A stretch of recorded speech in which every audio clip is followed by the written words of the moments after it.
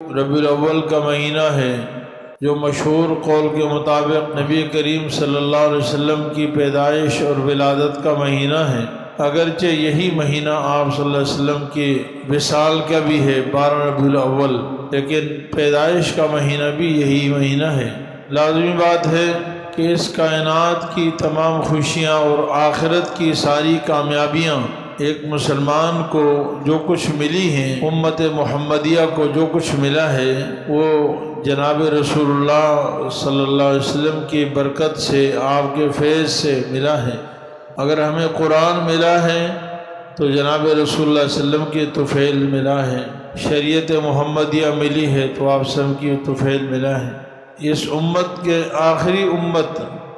جو سب سے اشرف امت ہے، افضل الامم ہیں، خیر الامم ہیں، وہ اعزاز بھی ہمیں جناب رسول اللہ صلی اللہ علیہ وسلم کی برکت سے ملا ہے۔ تو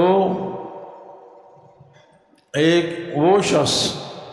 جو ادنا سا مسلمان ہے، اس کے بارے میں یہ شبہ نہیں کیا جا سکتا کہ جناب رسول اللہ صلی اللہ علیہ وسلم کی پیدائش پر اس کو خوشی نہ ہو۔ جس ذات کے اوپر ایمان لانا وہ دنیا اور آخرت کی کامیابی کا باعث ہے، اور رسول اللہ صلی اللہ علیہ وسلم پر ایمان لائے بغیر ایک آدمی جنت میں نہیں جا سکتا، وہ کافر، مرتد اور زندیق ہے، تو اس کو جناب رسول اللہ صلی اللہ علیہ وسلم کی خوشی کیسے نہیں ہوگی؟ اس کا تصور ہی نہیں کیا جا سکتا۔ اس لیے آج جو ہمارے معاشرے میں نعوذ باللہ یہ جو تھوڑا سا سوچ بنائی جاتی ہے کہ جی کچھ لوگ خوش ہیں، کچھ خوش نہیں ہیں، اور کچھ ایسے اشعار کہا جاتے ہیں جن سے دوسروں پہ طنز ہوتے ہیں، یاد رکھیں یہ 100% غلط ہے۔ ہاں، فرق اتنا ضرور ہے کہ جو ہم نے آپ صلی اللہ علیہ وسلم کی بعثت کے نام پر، آپ صلی اللہ علیہ وسلم کی ولادت کے نام پر ربیع الاول کے مہینے میں خوشی کا جو اپنا انداز اپنایا ہے، جو اپنا طرز و طریقہ بنایا ہے، خود اپنا معیار بنا لیا ہے، عقیدت اور عقیدے جو ہم دین سے ناواقف لوگوں نے بنا لیے ہیں۔ یہ بات میں نہیں کہہ رہا، بریلوی مکتبہ فکر کے بہت بڑے عالم دین اور ان کے جو وفاق ہے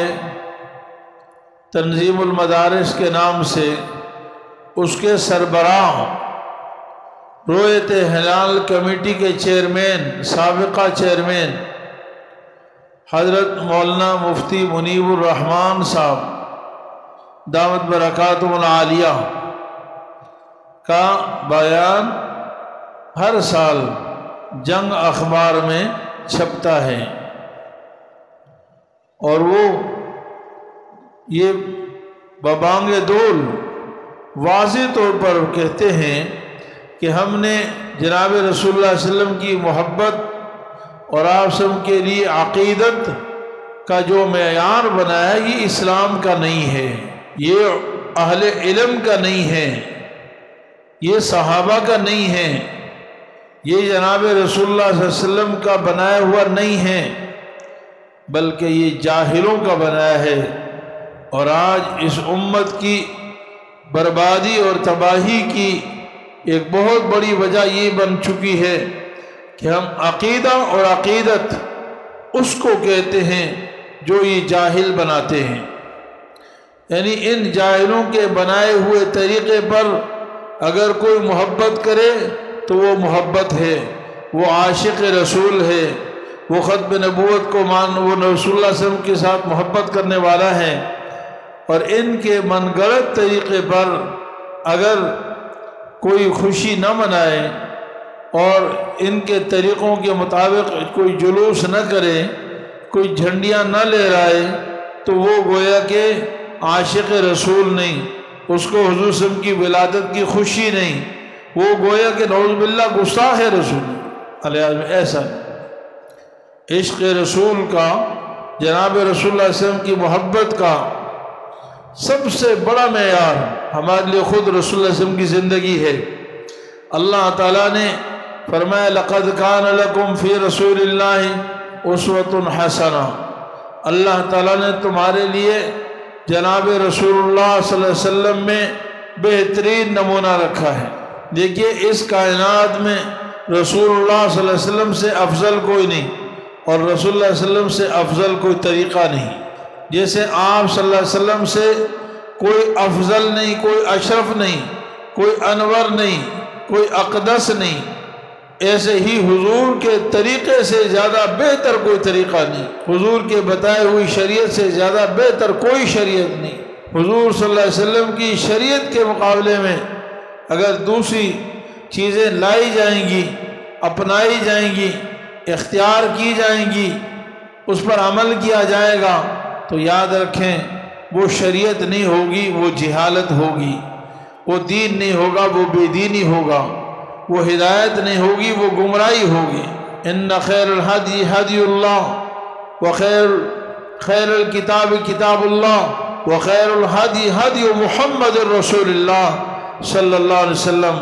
فرمایا سب سے بہترین کتاب وہ اللہ کی کتاب ہے، اور سب سے بہترین سیرت وہ جناب رسول اللہ صلی اللہ علیہ وسلم کی سیرت ہے۔ پھر ہمارے لیے حضور صلی اللہ علیہ وسلم کی محبت اور عشق کا معیار سب سے بہترین وہ صحابہ کرام کا ہے۔ جناب سیدنا ابو بکر صدیق رضی اللہ عنہ کا ہے، جناب سیدنا عمر فاروق رضی اللہ عنہ کا ہے، جناب سیدنا عثمان غنی رضی اللہ عنہ کا طریقہ ہے، جناب سیدنا علی المرتضیٰ کا طریقہ ہے، باقی اہل بیت کا طریقہ ہے، ازواج مطہرات جو اہل بیت میں سے سب سے پہلے ہیں ان کا طریقہ ہے، عشرہ مبشرہ کا طریقہ ہے، اور سارے صحابہ کا طریقہ ہے۔ پھر تابعین کا طریقہ، پھر تبع تابعین کا طریقہ۔ حضور صلی اللہ علیہ وسلم نے فرمایا کہ سب سے افضل زمانہ، بہترین زمانہ، خیر القرون قرنی، میرا زمانہ ہے، ثم الذین یلونہم، پھر وہ زمانہ جو اس کے قریب ہے، ثم الذین یلونہم، پھر وہ زمانہ جو ان کے قریب ہے۔ یہ خیر القرون ہے، تین زمانے۔ تو عشق مصطفیٰ کا سب سے بڑا معیار ان کی سیرت ہے، نبی صلی اللہ علیہ وسلم کی زندگی ہے، آپ صلی اللہ علیہ وسلم کی محبت و عقیدت ہمارے ایمان کا جز ہے، اور جو ایمان کا جز ہے وہ کسی ایک دن، کسی ایک مہینہ، کسی ایک رات، کسی ایک گھڑی سے وہ پوری نہیں ہو سکتی ہے۔ ایمان پیدائش سے لے کر یا عقل آ جانے سے لے کر، شعور سے لے کر مرتے دم تک ضروری ہے۔ جب ایمان ضروری، لا الہ الا اللہ ضروری، تو محمد الرسول اللہ بھی ساتھ ضروری ہے۔ یعنی کیا کوئی شخص یہ کہہ سکتا ہے کہ ہم اللہ کی محبت، اللہ کی عبادت، اللہ تعالیٰ کی بندگی، اللہ کی وحدانیت پر بس کسی ایک دن ہم عمل کر لیں اور کافی ہے؟ نہیں، پیدائش سے لے کر یا عقل آ جانے سے لے کر یا بالغ ہو جانے سے لے کر مرتے دم تک اللہ کی توحید ضروری ہے، ہر وقت ضروری ہے۔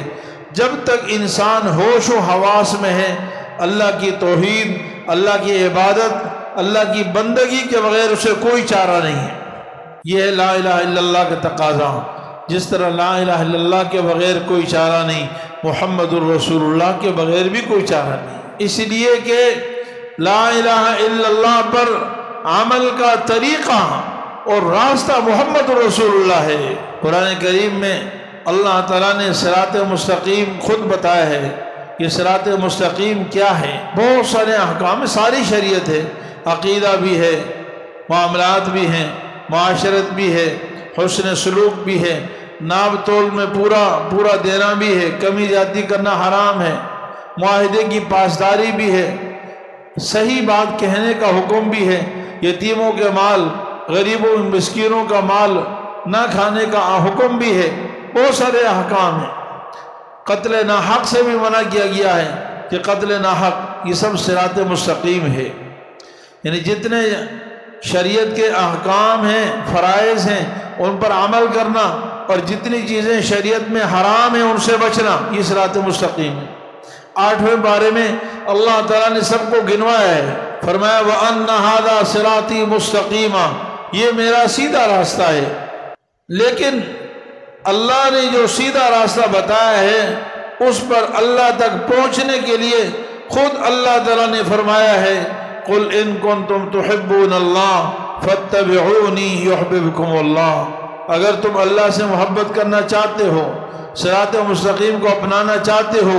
तो उसका एक ही तरीक़ा है कि मोहम्मद अरबी के पीछे पीछे चले आओ। इनसे कह दो कि तुम अल्लाह का रास्ता अपनाना चाहते हो, सिरात मुस्तकीम पर रहना चाहते हो, कामयाब होना चाहते हो, तो उसका तरीक़ा ये फत्तबिऊनी, मेरे पीछे चले आओ। फत्तबिऊनी, मोहम्मद अरबी के पीछे चले आओ। कैसे चले आओ? इबादत में भी, नमाज रोज़े में भी, ज़कात में भी, मुआमलात में भी, मुआशरत में भी, गमी में भी, खुशी में भी, अखलाक में भी, सियासत हुकूमत में भी, ज़िंदगी के हर शोबे में, सोते भी जागते भी, हर हाल में जो मेरा तरीक़ा है उस पर चले आओ।